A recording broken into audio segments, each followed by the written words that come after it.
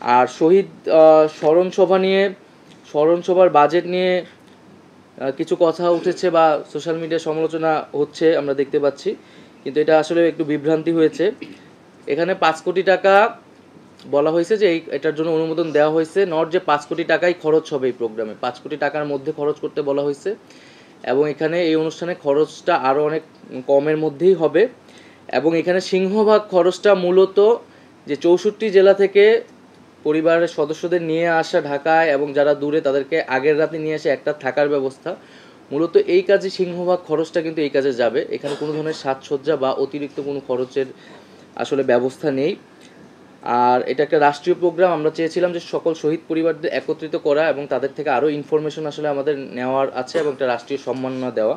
তো সেটি খুব দ্রুত সময়ের মধ্যেই আসলে হবে এই তালিকাটি নিশ্চিত হওয়ার মাধ্যমে। আর আরেকটি হচ্ছে আমরা একটা ফাউন্ডেশনের কথা বলেছিলাম, জুলাই শহীদ স্মৃতি ফাউন্ডেশন। তো আমরা ভেবেছিলাম যে এই হয়তো ওই স্মরণসভার দিন এটা আমরা ঘোষণা করবো, যেহেতু স্মরণসভাটি পিছাচ্ছে তাই আমি আজকে এটা প্রাথমিকভাবে বলছি। আজকে হয়তো আমাদের যমুনাতে যেই প্রেস ব্রিফিং হবে সেখানেও এটা অফিসিয়ালি আবার বলা হবে। আমরা জুলাই শহীদ স্মৃতি ফাউন্ডেশন, এই ফাউন্ডেশনের 7 সদস্য বিশিষ্ট কার্যনির্বাহী পরিষদ গঠন করা হয়েছে এবং এটা অফিসিয়ালি রেজিস্ট্রেশন করা হয়েছে। ডক্টর মোহাম্মদ ইউনুস হচ্ছেন অন্তর্বর্তীকালীন সরকারের প্রধান উপদেষ্টা। ডক্টর মোহাম্মদ ইউনুস স্যার হচ্ছেন এটা এই ফাউন্ডেশনের সভাপতি এবং হচ্ছেন জনাব মীর মাহবুবুর রহমান হচ্ছেন এটা সাধারণ সম্পাদক। মীর মাহবুবুর রহমান হচ্ছে আমাদের যেই শহীদ মুগ্ধ তার যমজ ভাই স্নিগ্ধ, হ্যাঁ, তার মানে অফিসিয়াল নেম হচ্ছে জনাব মীর মাহবুবুর রহমান। তাকে এই ফাউন্ডেশনের সাধারণ সম্পাদক করা হয়েছে শহীদ পরিবারের সদস্য হিসেবে।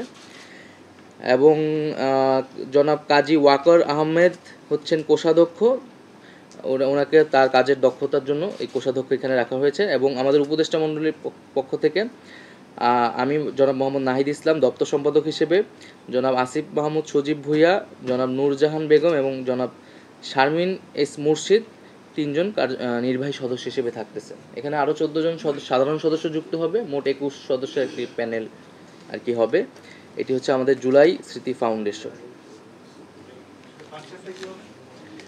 এই ফাউন্ডেশন মূলত শহীদদেরকে নিয়ে, শহীদ এবং আহতদেরকে নিয়ে দীর্ঘমেয়াদী কাজ করবে। তাদের যে পুনর্বাসন, আর্থিক সুবিধা এবং তাদের আরও অন্যান্য যেই সুযোগ সুবিধার বিষয়গুলো তারা দেখবেন।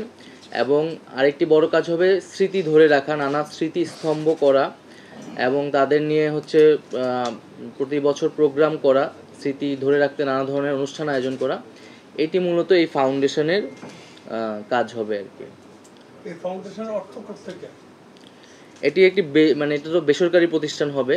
এই ফাউন্ডেশনের অর্থ হচ্ছে মানুষ এখানে ডোনেট করবে, সারা দেশের এবং আন্তর্জাতিক বিদেশের মানুষ এখানে ডোনেট করবেন শহীদ এবং আহত পরিবারদের জন্য, এবং সরকারিভাবেও এখানে কিছু অর্থ দেওয়া হবে।